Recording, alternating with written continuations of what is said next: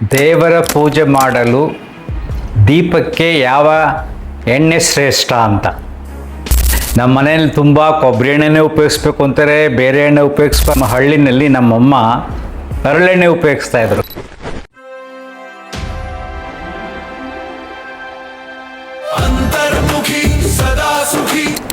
ನಮಸ್ಕಾರ ಸ್ನೇಹಿತರೆ.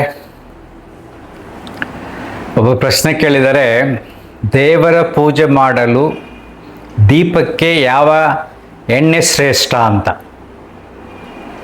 ನಮ್ಮ ಮನೆಯಲ್ಲಿ ತುಂಬ ಕೊಬ್ಬರಿ ಎಣ್ಣೆನೇ ಉಪಯೋಗಿಸ್ಬೇಕು ಅಂತಾರೆ, ಬೇರೆ ಎಣ್ಣೆ ಉಪಯೋಗಿಸ್ಬಾರ್ದು ಅಂತಾರೆ. ತುಂಬ ಕಾಸ್ಟ್ಲಿ, ನನಗೆ ಸಾವಿರಾರು ರೂಪಾಯಿ ಖರ್ಚಾಗಿದೆ, ಗುರೂಜಿ ಇದ್ರ ಬಗ್ಗೆ ದಯವಿಟ್ಟು ತಿಳಿಸಿ ಅಂತ ಹೇಳಿದ್ದಾರೆ. ಜನರೊಂದು ಅವೇರ್ನೆಸ್ ಬರಲಿ ಅಂತ. ನೋಡಿ, ಹಿಂದಿನ ಕಾಲದಲ್ಲಿ ನನಗಿನ್ನೂ ತುಂಬ ನೆನಪಿದೆ, ನಮ್ಮ ಹಳ್ಳಿನಲ್ಲಿ ನಮ್ಮಮ್ಮ ಹರಳೆಣ್ಣೆ ಉಪಯೋಗಿಸ್ತಾ ಇದ್ರು, ಕ್ಯಾಸ್ಟ್ರ್ ಆಯಿಲ್.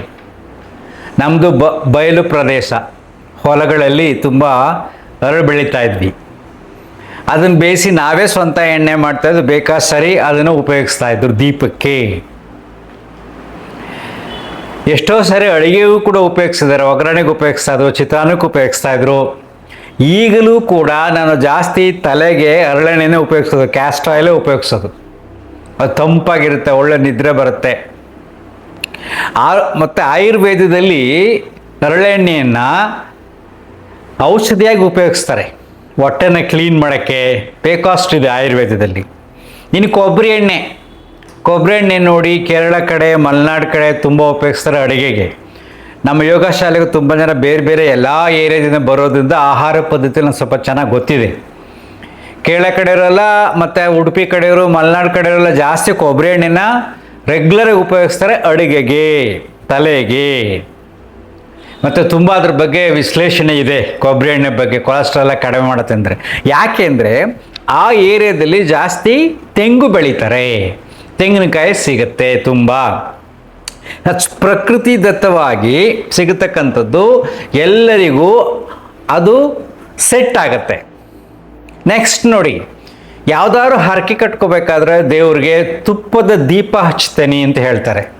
ತುಪ್ಪದ ದೀಪ ಅಂದ್ರೇನು? ತುಪ್ಪ ತುಂಬ ಶ್ರೇಷ್ಠವಾದದ್ದು, ತುಂಬ ಕಾಸ್ಟ್ಲಿ ಅದು ಅಲ್ವಾ. ಆ ದೀಪ ಹಚ್ತೀನಿ ಅಂದರೆ ಸ್ವಲ್ಪ ಉರಿಯುತ್ತಷ್ಟೇ, ಬೆಳಕು ಬರುತ್ತೆ, ಹಚ್ತೀನಿ ಅಂತಾರೆ. ಮನಸ್ಸಿನಲ್ಲಿ ಯಾವ ಬೆಲೆಯನ್ನು ಕೊಟ್ಟಿದ್ದಾರೆ. ಸೊ ಯಾವ ಎಣ್ಣೆ ಆಗಲಿ ದೀಪಕ್ಕೆ ಉಪಯೋಗಿಸುವಾಗ ಅದರ ಶ್ರೇಷ್ಠತೆಯನ್ನು ನೋಡ್ತಾರೆ. ಜೊತೆಗೆ ವೈಜ್ಞಾನಿಕವಾಗಿ ಯೋಚನೆ ಮಾಡಿದಾಗ ತುಪ್ಪದ ದೀಪ ಹಚ್ಚಿ ಆ ತುಪ್ಪದ ಫ್ಲೇವರ್ ಬಂದಾಗ, ಆ ಹೊಗೆ ಬಂದಾಗ ನಮ್ಮ ಮನಸ್ಸಿಗೆ ಹಿತವನ್ನು ಉಂಟು ಮಾಡುತ್ತೆ. ಒಂದು ಸೈಕಲಾಜಿಕಲ್ ಫೀಲಿಂಗ್ ಬರುತ್ತೆ, ತುಪ್ಪ ಶ್ರೇಷ್ಠ. ಎಸ್, ಶ್ರೇಷ್ಠನೇ, ಅದು ಕಾಸ್ಟ್ಲಿ, ತುಂಬ ಆರೋಗ್ಯಕ್ಕೆ ಒಳ್ಳೆಯದು. ಪ್ರತಿನಿತ್ಯ ನಾವು ತುಪ್ಪವನ್ನು ತಿನ್ನಬೇಕು ಅಲ್ವಾ. ಆಯುರ್ವೇದದಲ್ಲಿ ಬೇಕಾಷ್ಟು ಮೆಡಿಕಲ್ ವ್ಯಾಲ್ಯೂ ಇದೆ, ಅದಕ್ಕೆ ಅದ್ಭುತವಾಗಿದೆ ತುಪ್ಪ. ಅದ್ರ ಬಗ್ಗೆ ಬಿಡಿ, ಬೇಕಷ್ಟು ಕಥೆಗಳಿದೆ. ಸೊ ಆ ತುಪ್ಪದ ದೀಪ ಹಚ್ಚಿದಾಗ, ಪೂಜೆ ಮಾಡಿದಾಗ ನಮಗೆ ಹಿತವಾದ ಅನುಭವ ಆಗುತ್ತೆ. ಅದೇ ರೀತಿ ಕೊಬ್ಬರಿ ಎಣ್ಣೆ, ಅದು ತುಂಬ ಒಳ್ಳೆಯದು. ಅದೇ ರೀತಿ ಬೇರೆ ಬೇರೆ ಎಣ್ಣೆಗಳನ್ನು ನಾವು ದೀಪ ಹಚ್ಚಿದಾಗ ಆ ಫ್ಲೇವರು ಮನಸ್ಸಿನ ಮೇಲೆ ಎಫೆಕ್ಟ್ ಆಗುತ್ತೆ.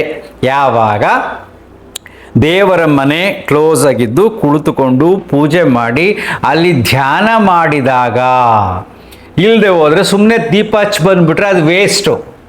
ನೀವು ಕೊಬ್ಬರಿ ಎಣ್ಣೆ ದೀಪ ಆದರೂ ಪರವಾಗಿಲ್ಲ, ತುಪ್ಪದ ದೀಪ ಆದರೂ ಪರವಾಗಿಲ್ಲ, ಯಾವುದೇ ದೀಪ ಆದರೂ ಹಚ್ಚಿದ್ರೂ ಪರವಾಗಿಲ್ಲ. ನೀವು ಅಲ್ಲಿ ಕುಳಿತು ಧ್ಯಾನ ಮಾಡಿದಾಗ ಅದು ಎಣ್ಣೆ ಹೇಗೆ ಉರಿಯುತ್ತೋ, ಉರಿಯತಕ್ಕಂಥದ್ದು ಆ ಹೊಗೆಯಿಂದ ನಿಮ್ಮ ಆರೋಗ್ಯದ ಮೇಲೆ ಎಫೆಕ್ಟ್ ಆಗುತ್ತೆ. ಇದು ಸತ್ಯ. ನೆಕ್ಸ್ಟ್ ನೋಡಿ, ಯೋಚನೆ ಮಾಡಿ ನೋಡಿ, ಯಾವ ಎಣ್ಣೆಯ ದೀಪವನ್ನು ಹಚ್ಚಿದರೇನು? ಬೆಳಕಿಗಾಗಿ. ಜ್ಞಾನದ ಬೆಳಕಿಲ್ಲದಿದ್ದರೆ, ನಿನ್ನ ಮನಸ್ಸಿನಲ್ಲಿ ಜ್ಞಾನದ ಬೆಳಕಿಲ್ಲ ಅಂದರೆ ಬೇರೆ ಯಾವ ದೀಪದ ಎಣ್ಣೆಯ ಬೆಳಕು ಸಹಾಯ ಮಾಡುವುದಿಲ್ಲ. ದೇವ್ರ ಮನೆಗೆ ಹೋಗ್ಬಿಟ್ಟು ದೀಪ ಹಚ್ಚಿ ನಮಸ್ಕಾರ ಮಾಡ್ಕೊಂಡು ಹೊರಗಡೆ ಬಂದರೆ ನಿನ್ನ ಮನಸ್ಸಿನಲ್ಲಿ ರಾಗ ದ್ವೇಷ ಯಾವುದು ಇರಬಾರ್ದು. ಮನಸ್ಸು ಪ್ರಶಾಂತವಾಗಿರಬೇಕು, ದೈವಿಕ ಕಳೆ ಇರಬೇಕು, ದೈವಿಕ ಚಿಂತನೆ ಇರಬೇಕು. ಆಗ ನೀನು ಮಾಡುವ ಪೂಜೆಗೆ ಪ್ರತಿಫಲ ಸಿಗುತ್ತೆ. ಅಂದರೆ ಅದೊಂದು ಧ್ಯಾನದ ರೀತಿ. ದೇವರ ಹತ್ರ ದೀಪ ಹಚ್ಚಿ ಬೇಡುವುದು ಮನುಷ್ಯನ ಗುಣ. ಏನನ್ನೂ ಬೇಡದೆ ಕೃತಜ್ಞತೆಯಿಂದ ಏನನ್ನು ಅನುಭವಿಸ್ತಾ ಇದೆಯೋ ಅದರ ಬಗ್ಗೆ ಚಿಂತನೆ ಮಾಡಿ ಪ್ರತಿದಿನ ಥ್ಯಾಂಕ್ಸ್ ಹೇಳೋದು, ಕೃತಜ್ಞತೆಯನ್ನು ಅರ್ಪಿಸುವುದೇ ನಿಜವಾದ ಪೂಜೆ. ಯಾಕೆಂದರೆ ದೇವರಿಗೆ ಯಾವ ಎಣ್ಣೆ ಆದ್ರೇನು, ಯಾವ ವಸ್ತು ಆದ್ರೇನು, ಯಾವುದು ಹಣ್ಣಾದ್ರೇನು, ಏನಾದ್ರೇನು ಮುಖ್ಯ ಅಲ್ಲ. ಏನೂ ಇಲ್ಲದ ಖಾಲಿಯಾದ ಮನಸ್ಸಿನಲ್ಲಿ ಪ್ರೀತಿ ಪ್ರೇಮದಿಂದ ತುಂಬಿದ ಅದ್ಭುತವಾದ ಭಕ್ತಿಯೇ ದೇವರಿಗೆ ಅರ್ಪಿಸಿದರೆ, ಅದ್ಭುತವಾದ ಭಕ್ತಿಯನ್ನು ದೇವರಿಗೆ ಅರ್ಪಿಸಿದರೆ ಅದೇ ನಿಜವಾದ ಪೂಜೆ. ಎಣ್ಣೆ ಹಚ್ಚೋದ್ರಿಂದ ಶ್ರೇಷ್ಠತೆ ಬರಲ್ಲ, ಕೆಲ ಕಾಲ ನಿಮ್ಮ ಮನಸ್ಸಿನ ಮೇಲೆ ಅದು ಎಫೆಕ್ಟ್ ಆಗುತ್ತೆ. ನೆಕ್ಸ್ಟ್ ಯೋಚನೆ ಮಾಡ್ತಾ ಹೋಗಿ, ಯಾವ ಎಣ್ಣೆಯೇ ಆಗಲಿ ಆಯಾಯ ಕಾಲಘಟ್ಟದಲ್ಲಿ ಬಂದಿರತಕ್ಕಂಥ ಪದ್ಧತಿಗಳು ನಾವು ಹೇಗೆ ಯೋಚನೆ ಮಾಡ್ತೀವೋ ಅದ್ರ ಮೇಲೆ ಡಿಪೆಂಡ್ ಆಗಿದೆ. ಈಗ ಅಮೇರಿಕಾ ವೆಸ್ಟರ್ನ್ ಕಂಟ್ರಿಗಳಲ್ಲಿ ಇದೇ ದೀಪ ಹಚ್ಚಬೇಕು ಅಂತ ಏನಿರಲ್ಲ, ಕ್ಯಾಂಡಲ್ ಹಚ್ತಾರಪ್ಪ. ಈಗ ನೀವು ಚರ್ಚ್ಗೆ ಹೋಗಿ ಚರ್ಚ್ನಲ್ಲಿ ಕ್ಯಾಂಡಲ್ ಹಚ್ಚೋದು, ಕ್ಯಾಂಡಲಲ್ಲಿ ಏನು ಗುಣ ಬರುತ್ತಪ್ಪ? ಮೇಣ ಉರಿಯುತ್ತೆ. ಮೇಣ ಮುಖ್ಯ, ಅಲ್ಲಿ ಬೆಳಕು ಮುಖ್ಯ ಅವರಿಗೆ, ಅದೊಂದು ನಂಬಿಕೆ ಮುಖ್ಯ. ಅಲ್ಲೆಲ್ಲ ಬರೀ ಕ್ಯಾಂಡಲೇ ಹಚ್ತಾರೆ. ಫಾರಿನ್ಗಳಲ್ಲಿ ತುಂಬ ಶ್ರೀಮಂತರಾಗಿದ್ದಾರೆ, ಅವರಿಗೆ ಲಕ್ಷ್ಮಿ ಒಲಿದಿದ್ದಾಳೆ. ನಾವಿಲ್ಲಿ ಏನು ತುಪ್ಪದ ದೀಪ ಹಚ್ಚಿದ್ರೆ, ಬೇರೆ ಬೇರೆ ದೀಪ ಹಚ್ಚಿದ್ರೆ, ಆಗಿ ಪೂಜೆ ಮಾಡಿದ್ರೆ, ಈ ಪೂಜೆ ಮಾಡಿದ್ರೆ ಲಕ್ಷ್ಮಿ ಬರ್ತಾಳೆ, ಶ್ರೀಮಂತರಾಗ್ತೀವಿ, ನನ್ನ ಮಕ್ಕಳಿಗೆ ಕೆಲಸ ಸಿಗುತ್ತೆ, ಅದು ಇದು ಏನೇನೋ ಯೋಚನೆ ಮಾಡ್ತೀವಲ್ವಾ? ಅಲ್ಲಿ ಏನೂ ಇಲ್ಲ ಅಪ್ಪ. ಅವ್ರು ಹಚ್ಚೋ ದೀಪ ಯಾವುದು? ಮೇಣದ ದೀಪ. ಕ್ರಿಶ್ಚಿಯನ್ಸ್ ಅಲ್ವಾ? ಯೋಚನೆ ಮಾಡಿ ನೋಡಿ. ಹೀಗೆ ವಿಸ್ತಾರವಾಗಿ ಯೋಚನೆ ಮಾಡಿದಾಗ ಸತ್ಯದ ಅರಿವಾಗತ್ತೆ. ಆಯಾಯ ಸ್ಥಳಗಳಿಗೆ ತಕ್ಕಂತೆ ಯಾವ್ಯಾವ ವಸ್ತುಗಳು ಸಿಗ್ತವೋ ಆ ವಸ್ತುಗಳನ್ನು ಉಪಯೋಗಿಸ್ಕೊಂಡು ಅವ್ರು ಬದುಕು ಕಟ್ಕೊಂಡಿರ್ತಾರೆ ಅಷ್ಟೇ. ಅದೇ ನಿಜವಾದ ಸತ್ಯ. ಸೊ ನಾವು ಅಮೇರಿಕ ಕಂಪೇರ್ ಮಾಡೋದು ಬೇಡ.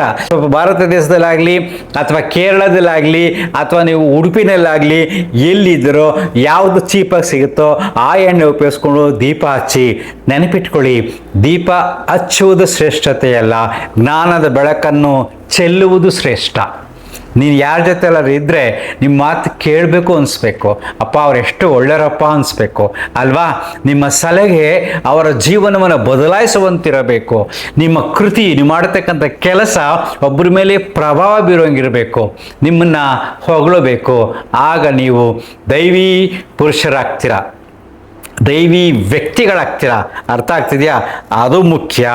ಬೇರೆಲ್ಲ ಕೇವಲ ಕೆಲವಾರು ಶಾಸ್ತ್ರಗಳು, ಪದ್ಧತಿಗಳು ಮನಸ್ಸನ್ನು ಕಂಟ್ರೋಲ್ ಮಾಡೋಕ್ಕೆ ಮಾಡಿರತಕ್ಕಂಥ ವಿಧಾನ. ಪ್ರತಿನಿತ್ಯ ಬೆಳಗ್ಗೆ ಎದ್ದು ಪೂಜೆ ಮಾಡಿ ಎಲ್ಲ ಮಾಡ್ಕೊಂಡು ಬಂದರೆ ಹಿತವಾಗಿರುತ್ತೆ. ಧ್ಯಾನದ ರೂಪಕ್ಕೆ ಮನಸ್ಸು ಬರುತ್ತೆ. ಪೂಜೆ ಮಾಡ್ಕೊಂಡು ಬಂದು ಕಚ ಕಚ ಅಂತ ಜಗಳಕ್ಕಾದರೆ ಪೂಜೆ ಮಾಡಿ ಪ್ರಯೋಜನ ಇಲ್ಲ, ತುಪ್ಪದ ದೀಪ ಹಚ್ಚಿ ಪ್ರಯೋಜನ ಇಲ್ಲ, ಕೊಬ್ಬರಿ ಎಣ್ಣೆ ದೀಪ ಹಚ್ಚಿ ಪ್ರಯೋಜನ ಇಲ್ಲ, ಏನೇನು ಇಲ್ಲ. ಅದಕ್ಕೆ ನಾನು ಯಾವಾಗಲೂ ಹೇಳ್ತಾ ಇರ್ತೀನಿ, ನಿಮ್ಮ ಕೈಲಿ ಏನೂ ಮಾಡೋಕ್ಕಾಗಿಲ್ಲ ಅಂದರೆ ಮಾಡೋ ಅವಶ್ಯಕತೆಯೂ ಇಲ್ಲ. ಸುಮ್ಮನೆ ಖಾಲಿ ಕುಳಿತುಕೊಳ್ಳಿ, ಉಸಿರಾಟವನ್ನು ಗಮನಿಸಿ, ಮನಸ್ಸನ್ನು ಖಾಲಿ ಮಾಡಿ, ನಗುತ್ತಾ ಖುಷಿಯಾಗಿ ಕಾಲ ಕಳೆಯಿರಿ. ಆ ದೇವರಿಗೆ ಇಷ್ಟ ಆಗುತ್ತೆ. ಯಾಕಂದರೆ ದೇವರನ್ನ ಸಚ್ಚಿತ್ ಆನಂದ ಸ್ವರೂಪಿ ಅಂತ ಕರಿತೀವಿ. ಅವನು ಯಾವಾಗಲೂ ಆನಂದವಾಗಿರ್ತಾನೆ. ಅವನ ಮಕ್ಕಳು ನಾವು ಖುಷಿಯಾಗಿರ್ಬೇಕಲ್ವಾ? ಆಗ ದೇವರಿಗೆ ಇಷ್ಟ ಆಗುತ್ತೆ. ನನ್ನ ಮಕ್ಕಳು ಎಷ್ಟು ಚೆನ್ನಾಗಿದ್ದಾರೆ ಅಂತ ದೇವರಿಗೆ ಖುಷಿಯಾಗುತ್ತೆ. ಕೇವಲ ನಗುತ್ತಾ ಖುಷಿಯಾಗಿದ್ದು ನಾವು ಮಾಡೋ ಕೆಲಸ ಬೇರೆಯವ್ರಿಗೆ ಖುಷಿ ಕೊಟ್ಟರೆ ಸಾಕು. ಅದೇ ಶ್ರೇಷ್ಠವಾದ ಪೂಜೆ, ತುಪ್ಪದ ದೀಪ ಅಲ್ಲ. Thank you. ಅಂತರ್ಮುಖಿ, ಸದಾ ಸುಖಿ. ನಮಸ್ಕಾರ.